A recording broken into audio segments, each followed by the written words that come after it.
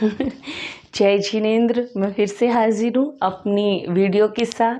संज्ञा हमारा चल रहा था और मैंने कहा था कि मुझे आपसे शेयर करना है, आपको बताना है संज्ञा से जुड़ी कुछ और ख़ास बातें जिन्हें जानना हमारे लिए अति आवश्यक है। तो मैं आप सभी का सबसे पहले स्वागत करती हूँ मेरे चैनल नॉकआउट एजुकेशन पर, जिसे आप लोगों ने सब्सक्राइब किया है। इसके सब्सक्रिप्शन बढ़े भी हैं, व्यूज़ भी थोड़ा बढ़े तो और अच्छा है।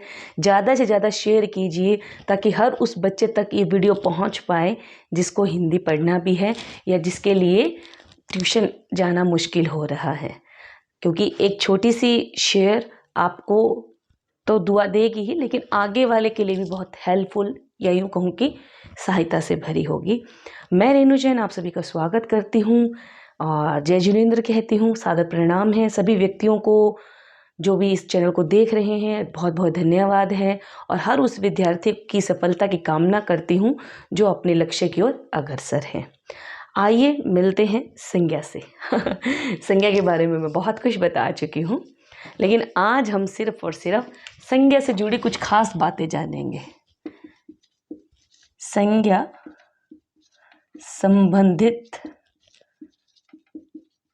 खास बातें। पहली क्या, देखो एक उदाहरण लिखती हूँ मैं, ठीक है। उस उदाहरण के थ्रू हम बात करते हैं, क्योंकि जब हम उदाहरण लिखते हैं ना तो थोड़ा समझना है ना क्या है, आसान हो जाता है। मैंने अपनी स्टॉप वॉच ऑन की है ना उसकी तरफ, इसलिए हमारा उदाहरण है विभीषणों के कारण हमें सैकड़ों वर्षों तक गुलाम रहना पड़ा। विभीषणों के कारण हमें सैकड़ों वर्षों तक गुलाम रहना पड़ा। देखो, अगर मैं आपसे ये पूछूं कि बच्चे इसमें संज्ञा कौन सी है, तो आप मुझे क्या कहेंगे? विभीषण है। फिर मैं आपसे पूछूं विभीषण में संज्ञा का कौन सा भेद है, तो आप मुझे यही बताएंगे ना, व्यक्तिवाचक। विभीषण कौन था?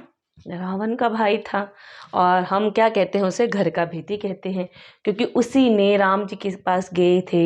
हाँ, वो राम भक्त थे, वो भक्ति स्वरूप गए थे। उनका जन्म राक्षस कुल में हुआ था, लेकिन वो व्यक्तित्व से, अपने भाव से राक्षस नहीं थे।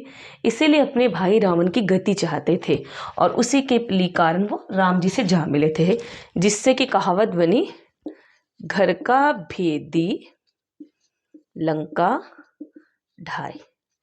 अर्थात घर का भेदी ही घर के अंदर आग लगवा देता है, ठीक है। अब इसी विभीषण शब्द को हमने व्यक्तिवाचक संज्ञा का उदाहरण दिया, ठीक है। हमने व्यक्तिवाचक संज्ञा का उदाहरण तो दे दिया, लेकिन विभीषण कोई एक तो नहीं है ना। आज देश में कितने सारे विभीषण घूम रहे हैं जो हमारे देश को नाश करना चाहते हैं, या घर के भेदी होकर देश की अच्छी स्मारकों को या सीक्रेट्स को बेच देना चाहते हैं। तो यहाँ विभीषण का अर्थात हो गया गद्दारों से। अर्थात हर उस गद्दार के लिए विभीषण या जयचंद प्रयोग किया जाता है जो विश्वासघात करता है, देश से गद्दारी करता है, अपने फर्ज को पेश देता है। तो यहाँ हम इसे व्यक्तिवाचक संज्ञा में नहीं, जातिवाचक संज्ञा में गिनेंगे, क्योंकि ये शब्द विभीषण पूरे समुदाय को प्रतिष्ठित कर रहा है, पूरे समुदाय को प्रदर्शित कर रहा है। कौन से? जो गद्दारी कर रहे हैं। इसलिए कुछ अवस्थाओं में ऐसे शब्द जिससे गद्दारी, विश्वासघात या किसी की बहुत ईमानदारी प्रकट हो रही हो, इस तरह से ग्रुप को एक शब्द, वो एक शब्द किसी ग्रुप को सम्मानित किए हो अपने आप में। जैसे यहाँ विभीषण सभी गद्दारों के लिए, तो गद्दारों का ग्रुप हो गया ना, तो हम उसे क्या कहेंगे? जातिवाचक संज्ञा, ना कि व्यक्तिवाचक। याद रखना।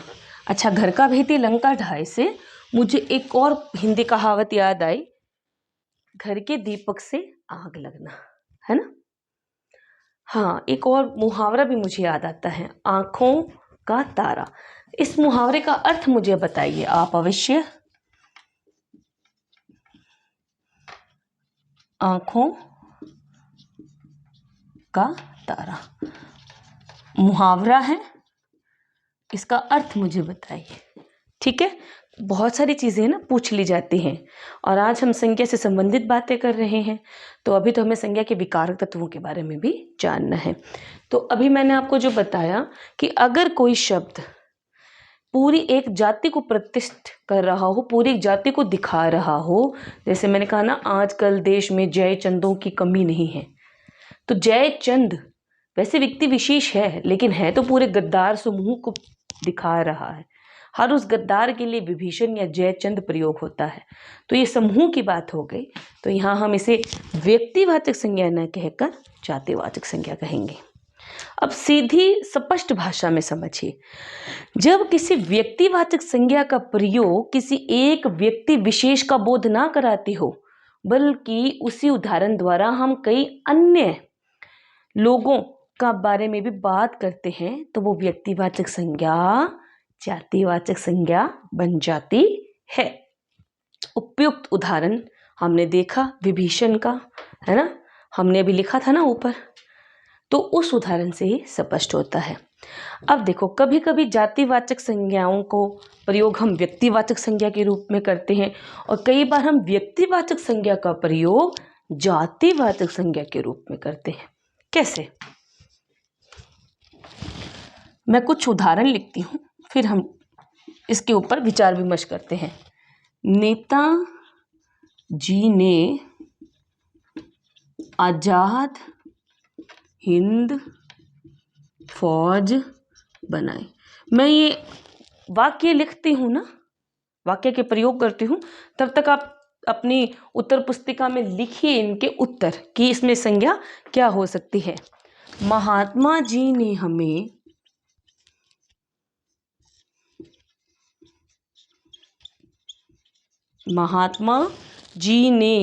हमें सत्य और अहिंसा का पाठ पढ़ाया है।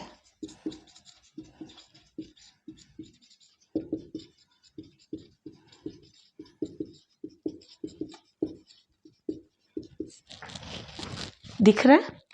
दो वाक्य मैंने लिखे हैं, आप भी अपनी पुस्तिका में लिखें। शास्त्री जी ने हमें, लाल बहादुर शास्त्री जी, महात्मा गांधी।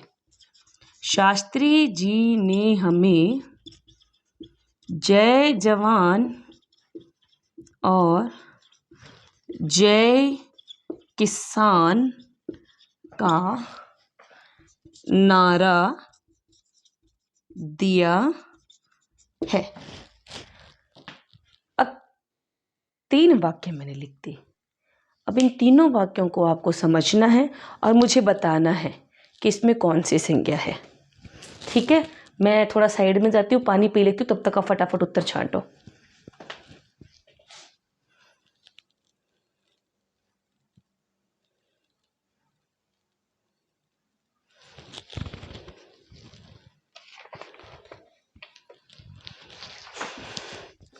पता लगा आपको इसमें कौन सी संज्ञा है? देखो, नेताजी, महात्मा, शास्त्री जी, मैं उनका उत्तर भी देके गई हूँ। महात्मा जी कौन? महात्मा गांधी, तो व्यक्ति विशेष हो गए। नेताजी कौन? सुभाष चंद्र बोस, तो व्यक्ति विशेष हो गए। शास्त्री जी कौन? लाल बहादुर शास्त्री, तो व्यक्ति विशेष हो गए और उनके द्वारा किए गए कार्य भी विशेष हो गए। तो इन तीनों को हम ग्रुप में ना गिनकर किस में काउंट करेंगे? जातिवाचक संज्ञा में ना गिनकर किस में गिनेंगे? व्यक्तिवाचक संज्ञा में। देखो, ये शॉर्ट फॉर्म में लिखा हुआ है, संक्षिप्त रूप में नेताजी।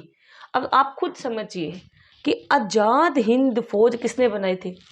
ऑफ कोर्स, बिल्कुल, नेताजी सुभाष चंद्र बोस ने। तो यहाँ सुभाष चंद्र जी की बात है। सत्य और अहिंसा का पाठ किसने पढ़ाया था? महात्मा गांधी ने। जय जवान और जय किसान का नारा किसने दिया था? लाल बहादुर शास्त्री ने। तो ये तीनों काम तो इन तीनों के अलावा किसी ने किए ही नहीं, है ना?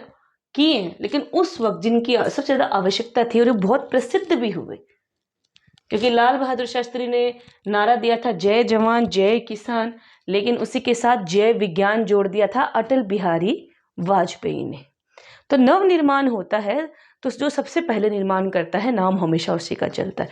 तो ये काम उन्होंने किए थे, इसीलिए तीनों क्या हैं, व्यक्ति विशेष हो गए।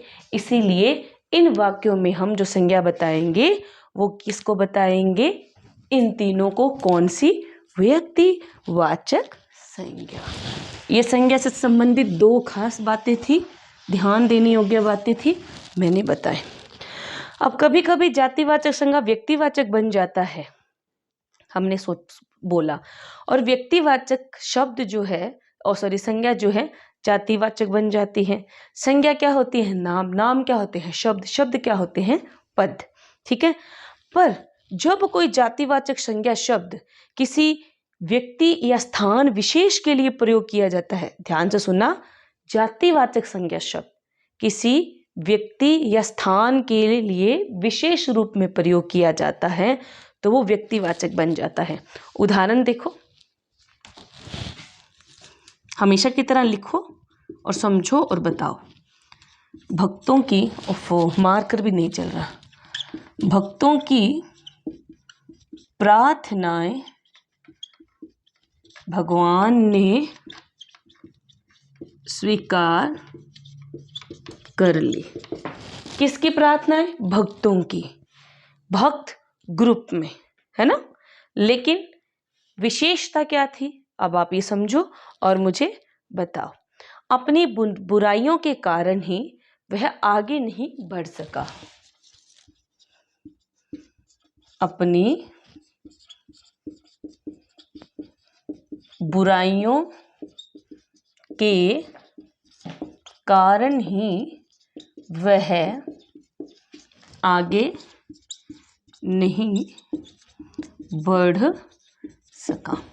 अब जल्दी जल्दी करो और मुझे बताओ कि जातिवाचक संज्ञा व्यक्तिवाचक कैसे हुई। फटाफट सोचो और जवाब दो।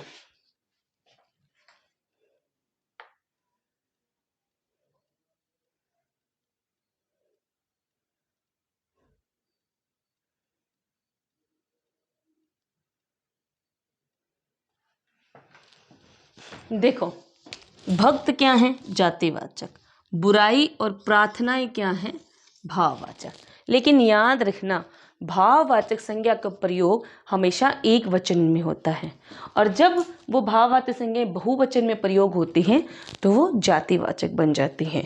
और वही शब्द जब किसी व्यक्ति विशेष या स्थान विशेष के लिए प्रयोग किए जाते हैं तो वो व्यक्तिवाचक संज्ञा बन जाती है। मैंने क्या बताया? भाववाचक संज्ञाएं हमेशा एक वचन में प्रयोग होती हैं, बहुवचन में नहीं। और जब कोई भाववाचक संज्ञा बहुवचन में अर्थात एक से ज्यादा के अंदर आ जाती है तो वो जातिवाचक बन जाती है। देखो, बुराई सिंगल है, सिंगुलर नाउन है, ठीक है, और प्रार्थना प्रे ये भी सिंगुलर है। लेकिन जब बुराइयों बन गया, प्रार्थनाएं बन गई, तो ये किस रूप में आ गए? बहुत, एक से ज्यादा, अर्थात वचन बदल गया, एक वचन से बहुवचन हो गए, तो वहां ये जातिवाचक के रूप में होगी। जब ये किसी प्रार्थना या ऐसे शब्द किसी व्यक्ति विशेष से स्थान विशेष के लिए प्रयोग होंगे तो वो व्यक्तिवाचक संज्ञा कहलाएंगे। यहाँ तक मेरे हिसाब से आपको बहुत अच्छे से समझ आ गया होगा, है ना? समझ तो आना ही है। इतना सरलतम तरीके से, आसानी से मैं आपको बता रही हूँ, समझा रही हूँ। साथ में मैंने एक प्रश्न भी छोड़ा है, आंखों का तारा मुहावरे का अर्थ बताएं। आंखों का तारा मुहावरे का क्या बताएं? अर्थ बताएं। ठीक है, सोचो और बताओ, कमेंट में उत्तर दो ना इस प्रश्न का। अपने सारे पिछले प्रश्न के उत्तर मैं आपको दे चुकी हूँ। नोट्स रेडी हो रहे हैं, धीरे धीरे इकट्ठा करके आपको एक साथ में ट्रांसफर करवा दूंगी। आप चेक कीजिए, पढ़िए और अपनी बुद्धि विद्या का ज्ञान आगे बढ़ाइए। अब क्या है, जो भाववाचक संज्ञाओं का प्रयोग बहुवचन में किया जाता है तो भी भाववाचक स्थान पर जातिवाचक बन जाती है। ये तो मैंने बता दिया।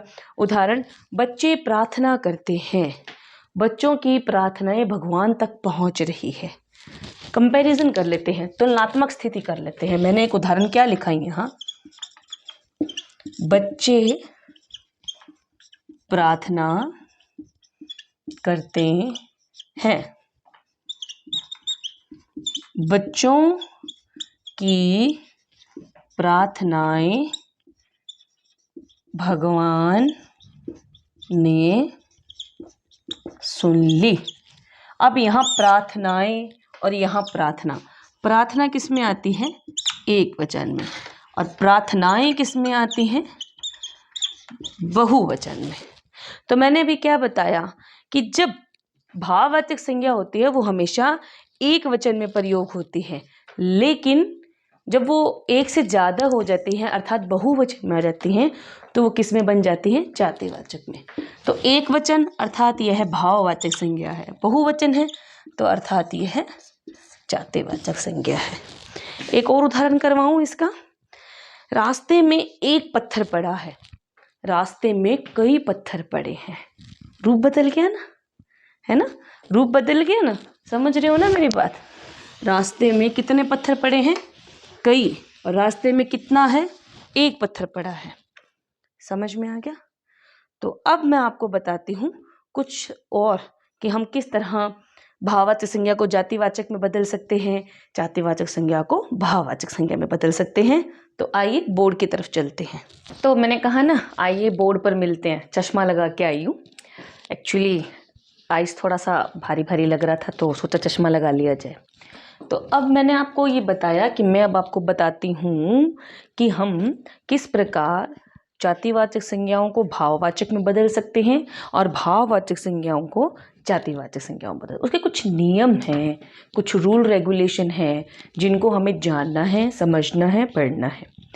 देखो, मैंने अभी बताया जब किसी जातिवाचक संज्ञा शब्द को किसी व्यक्ति, स्थान या विशेष वस्तु के लिए प्रयोग किया जाता है तो वो क्या बन जाते हैं? व्यक्तिवाचक संज्ञा।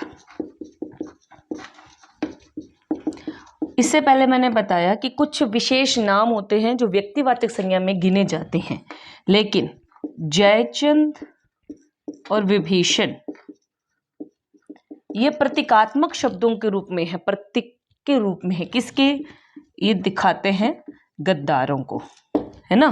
तो गद्दारों की टोली को दिखाता है ना जयचंद का नाम और विभीषण का नाम। तो ये व्यक्तिवाचक संज्ञा ना होकर किस में जाएंगे? जातिवाचक संज्ञा में जाएंगे। समझ में आ गया? अब हम भाववाचक संज्ञाओं का जातिवाचक संज्ञा के रूप में किस प्रकार प्रयोग कर सकते हैं।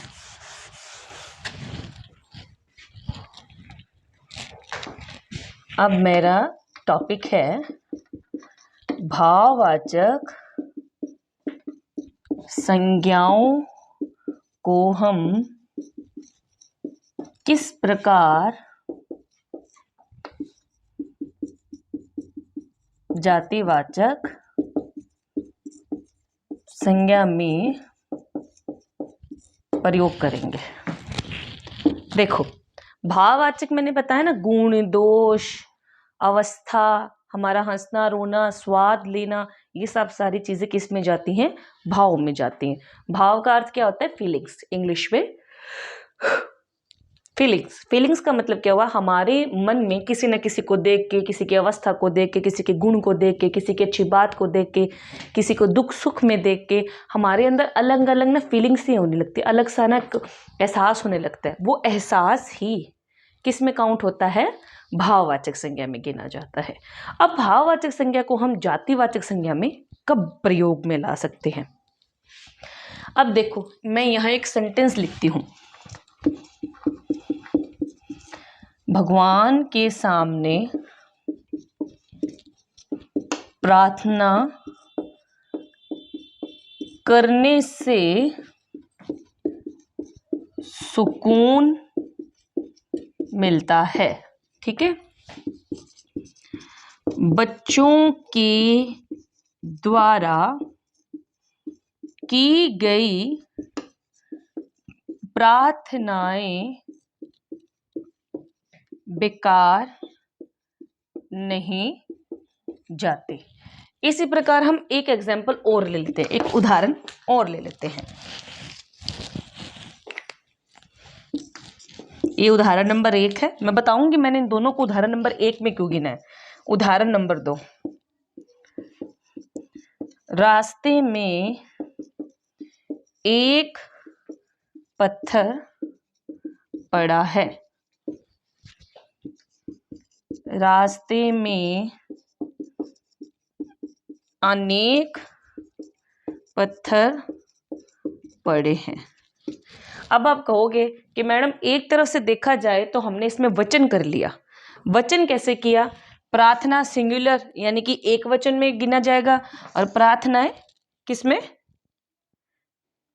बहुवचन में गिनी जाएंगी। इसी तरह यह एक वचन में और यह बहुवचन में। तो प्यारे बच्चों, बहुत आसान सी बात है, हम संज्ञा के विकारक तत्वों को भी तो लेकर चलते हैं ना। अब भाववाचक संज्ञा कौन सी है?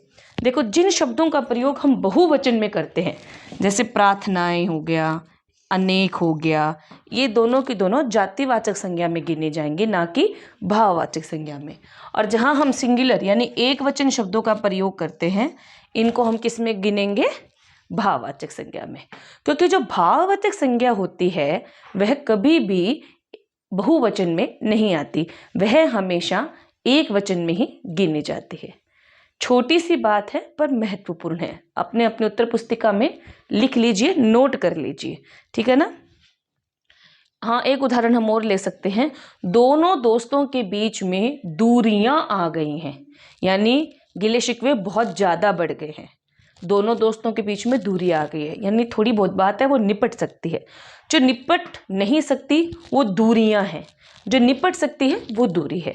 तो भाव हमेशा एक वचन में ही प्रदर्शित होंगे, ना कि बहुवचन में। और जातिवाचक संज्ञा में बहुवचन शब्दों का प्रयोग होगा ही होगा। तो जब भाववाचक संज्ञाओं का प्रयोग बहुवचन में किया जाता है तो वे भाववाचक संज्ञाएं ना रहकर कौन सी संज्ञा बन जाती हैं? जातिवाचक संज्ञाएं। अब एक उदाहरण हम और कर लेते हैं, करें क्या?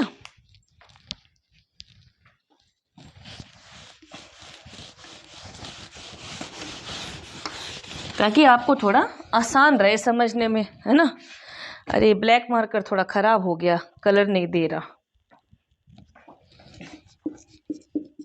विज्ञान ने दो देशों के बीच की दूरी को कम कर दिया है। विज्ञान ने क्या कर दिया है? दो देशों के बीच की दूरी को कम कर दिया है, ठीक है ना। तो क्या हो गया? दूरी को, विज्ञान ने दो देशों के बीच की दूरी को कम कर दिया है। अब दूरी दो देशों के बीच है जो कम हो सकती है, यानी कि निपटारा है। लेकिन अब यहां हम लिख दें दोनों दोस्तों के बीच दूरियां बहुत बढ़ गई हैं। इसको हम किस भाषा में लेंगे? जातिवाचक संज्ञा में। क्यों? क्योंकि दूरियां क्या हो गया? बहुवचन। अब संज्ञा में भाववाचक और जातिवाचक संज्ञा, आपके जो कंपटीशन के एग्जाम होते हैं या आप गवर्नमेंट जॉब के लिए जो ट्राई करते हैं, उनमें इन छोटी छोटी बातों को भी ध्यान रखना है, क्योंकि यही छोटी छोटी बातें आगे जाके आपके लिए बहुत महत्वपूर्ण हो जाती है। फिर आप कहते हो यार पता तो था, लेकिन क्या करूं, अब समझ में ही नहीं आया, मैं भूल गया या मैं कंफ्यूज हो गया, है ना। कुछ ट्रिक्स हमेशा ही रहते हैं, तो इन ट्रिक्स को आपको मेरी क्लास में मेरे साथ समझना है और जानना है, ठीक है। और मैं कितने छोटे छोटे और इजी इजी से ट्रिक बता रही हूँ आपको, इन ट्रिक्स को समझ लो। अब कुछ शब्द हमेशा एक वचन के रूप में ही रहते हैं, कुछ हमेशा बहुवचन के रूप में ही रहते हैं। वो शब्द कौन से हैं, इसके लिए, इसको जानने के लिए वीडियो को जरूर देखते रहिए, ठीक है ना। अब चलिए भाववाचक संज्ञा के प्रकार करते हैं हम। भाववाचक संज्ञा के प्रकार कितने हैं? दो। एक तो मूल रूप में और एक यौगिक रूप में। मूल रूप में तो मुख्य शब्द जैसे है वैसे का वैसे रहेगा, और यौगिक में हम शब्दों के पीछे शब्दांश को जोड़कर उसके अर्थ में परिवर्तन ला सकते हैं। देखिए, मनुष्य शब्द है, मनुष्य भी अपने आप में मूल रूप में है, लेकिन जब हमने इसमें ता जोड़ दिया तो वो क्या बन गया? मनुष्यता। समझ रहे हो ना। कि जिन शब्दों में हम जोड़ तोड़ कर सकते हैं वो किस में आते हैं, यौगिक भाववाचक संज्ञा में। और जिन शब्दों को हम जैसे हैं वैसे के वैसे ही प्रयोग में लाते हैं वो किस में आते हैं, मूल रूप में। जैसे सुख दुख, माता पिता, है ना, खट्टा मीठा, इन जोड़ों को हम हमेशा सदैव ऐसे हैं और ऐसे ही प्रयोग करते हैं। प्रेम, घृणा, इनमें कोई जोड़ तोड़ नहीं है, ये अपने मूल रूप में ही प्रयोग होते हैं हर वाक्य में। वाक्य प्रयोग होंगे बहुत सारे वाक्यों को आप देखते होंगे, उनमें देख लेना। और जिन शब्दों के पीछे हम शब्दांशों अर्थात प्रत्यय का प्रयोग कर उनके अर्थ में परिवर्तन कर सकते हैं। जैसे अपना में हमने पन जोड़ा तो वो क्या बन गया, अपनापन, है ना। तो इस प्रकार भाववाचक संज्ञा के दो प्रकार हैं, यानी ऐसी संज्ञा जो मूल रूप में प्रयोग होती है वो मूल भाववाचक संज्ञा कहलाती है, और ऐसी संज्ञा जिसमें हम शब्दांश जोड़ कर उनके अर्थ में परिवर्तन ला सकते हैं, योग कर सकते हैं। मैंने बताया था अपने पिछली वीडियो में, योग का अर्थ क्या है, जोड़। ठीक है, समझ रहे हो ना। तो ये छोटी छोटी बातें हैं, ध्यान रखने के योग्य हैं। हाँ, हम एक और उदाहरण कर लेते हैं। जैसे गहरा, इसमें ई जोड़ा तो क्या बन गया, गहराई। तो ये कौन सी है, यौगिक भाववाचक संज्ञा। चलिए, अब भाववाचक संज्ञाओं की रचना तो हमने जान ली, है ना। अब भाववाचक संज्ञाओं की कुछ और चीजें हम जानते हैं। अब भाववाचक संज्ञाओं की रचना कितने प्रकार से है, 5 प्रकार से। कैसे, जातिवाचक संज्ञाओं से भाववाचक संज्ञा बनना, विशेषणों से भाववाचक संज्ञा बनना, स्वरनाम से भाववाचक संज्ञा का बनना, क्रिया से भाववाचक संज्ञा का बनना। समझ रहे हो, मैंने 5 बताए हैं, अभी मैंने 4 यहाँ लिखे हैं, मैं रिपीट कर देती हूँ, दोहरा देती हूँ। जातिवाचक, स्वरनाम, क्रिया और अवयव एक और बचता है, विशेषण लिख दिया मैंने। अवयव, अवयव में कौन आता है, क्रिया विशेषण, समुच्चय बोधक और समुदाय बोधक, विस्मयादि बोधक आदि आदि। अब जातिवाचक संज्ञाओं से भाववाचक संज्ञाएं हम कैसे बनाएंगे, बहुत ही आसान है।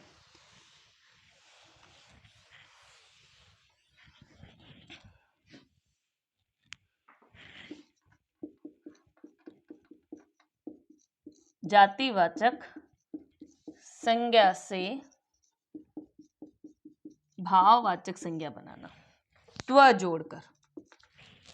त्व ऐसा शब्दांश है, हमेशा याद रखना, भाववाचक संज्ञाओं में हम शब्दांशों को पीछे ही जोड़ेंगे, अर्थात प्रत्ययों का ही प्रयोग भाववाचक संज्ञा बनाने में करेंगे।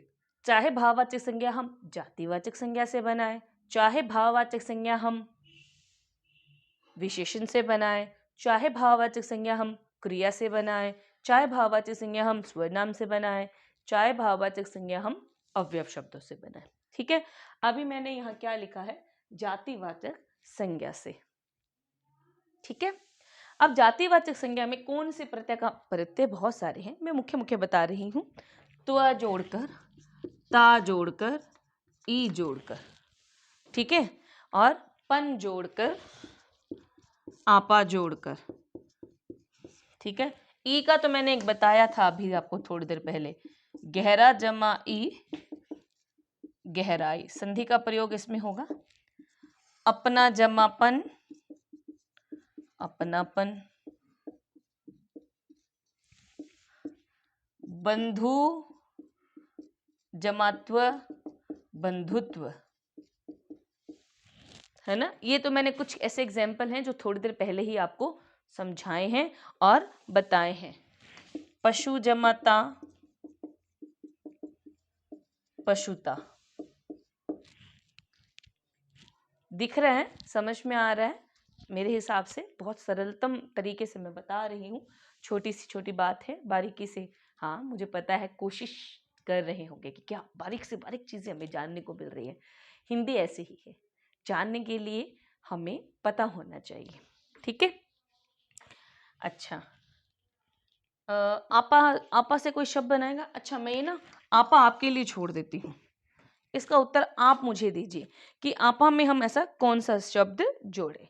लेकिन हाँ, एक और जोड़ती हूँ, ईयत,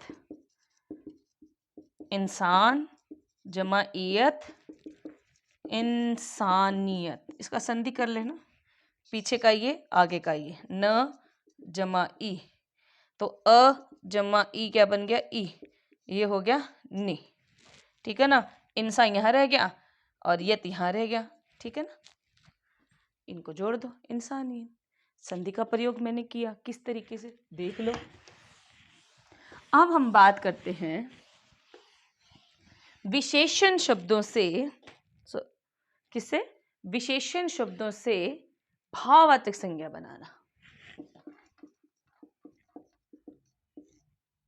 विशेषण से भाववाचक संज्ञा। अब देखो विशेषण क्या करता है, विशेषता बताता है ना, तो हम इसमें क्या जोड़ेंगे, ता, ईय, है ना, और आई, कम भाव है, आई जोड़ दिया, क्या बन गया, कमाई, है ना। अपना पिता, क्या हो गया, अपनाता। ये क्या होगा, खगोल जमा ईय, खगोलीय। कोशिश करो तो बहुत सारी चीजें आसानी से हम जान सकते हैं। इसमें और भी शब्दांश हैं, जैसे ईया, इससे आप मुझे बना के दिखाएं। विशेषण से भाववाचक संज्ञा। अब क्रिया से हम भाववाचक संज्ञा कैसे बनाते हैं। शब्दांश जो हैं वो इनमें इसी हिसाब से आए हैं कि उससे विशेषण से ही बनेगी, यानी विशेषण शब्द हम ले लेते हैं। एक ले लेते हैं हम कमजोर, हमने एक विशेषण शब्द लिया कमजोर, वो कमजोर है, शरीर में उसकी विशेषता है कि वो हाँ कमजोर है, ठीक है। अब हमने इसमें ई जोड़ दिया तो क्या बन गया, कमजोरी। अक्सर परीक्षा में पूछ लेते हैं कमजोरी शब्द कौन सी भाववाचक संज्ञा है या कौन से शब्द से निर्मित हुआ है, तो हम बता सकते हैं विशेषण।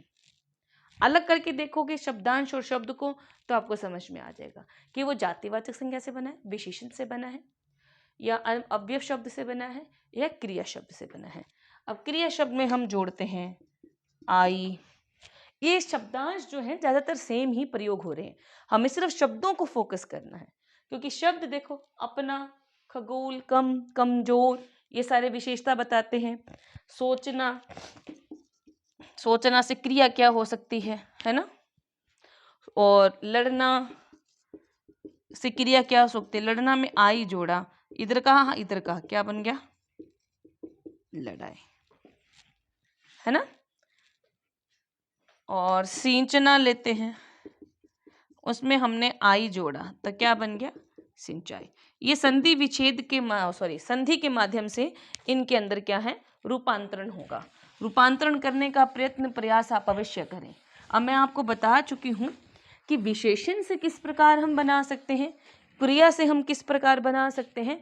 अब हम बात करते हैं कि स्वरनाम शब्दों से हम किस प्रकार भाववाचक संज्ञा बना सकते हैं। स्वरनाम शब्दों से निर्मित भाववाचक संज्ञा, ठीक है। स्वरनाम क्या होते हैं, मैं, हम, तुम, यहाँ, वहां, उसके, प्रश्नवाचक, है ना। अहम, इसमें हमने कार जोड़ा तो क्या बन गया, अहंकार। निज, इसमें हमने ता जोड़ा तो क्या बन गया, निजता। निज का अर्थ क्या हो गया, खुद के लिए, स्वयं, है ना। समझ में आ रहे हैं ना। अच्छा, सर्वस्व में, सर्वस्व में का मतलब क्या होगा, सब कुछ, तो इसमें हमने अपना जोड़ा तो क्या बन गया, अपनापन, अपनत्व। अब हम बात करते हैं अव्यय शब्द, अर्थात अन्य शब्दों से भाववाचक संज्ञा का निर्माण। जैसे दूर, ये रीतिवाचक क्रिया विशेषण का एक शब्द है, इसमें हमने ई जोड़ा, क्या बन गया, दूरी। याद रखना ये सिंगल में काउंट हो रहा है ना कि डबल में, ठीक है। इसके बाद देखो समीप, इसमें जोड़ा हमने ता, क्या बन गया? समेता। तो आशा करती हूँ कि कुछ छोटी छोटी मगर महत्वपूर्ण बातें हैं जो आप उस संज्ञा के बारे में नहीं जानते होंगे। और संज्ञा के बारे में बहुत ज़्यादा जानने के लिए सब्सक्राइब करें नॉकआउट एजुकेशन चैनल को और अच्छे से वीडियो को पढ़ें, जानें, समझें और ट्रिक का इस्तेमाल कर अपने एग्ज़ाम में, अपनी परीक्षा में सफलता की ओर बढ़ें। तब तक के लिए मैं रेणु जैन आपसे विदा लेती हूँ और अगली वीडियो में मिलती हूँ संज्ञा के विकारक तत्वों के साथ। कौन से हैं? लिंग और वचन, जिनके बारे में हम जानेंगे। तब तक के लिए नमस्कार, आदाब, सत श्री अकाल। नॉकआउट एजुकेशन को लाइक, शेयर, कमेंट करें, सब्सक्राइब करें, वीडियो को अच्छे से देखें, जानें, समझें और आगे बढ़ें। धन्यवाद।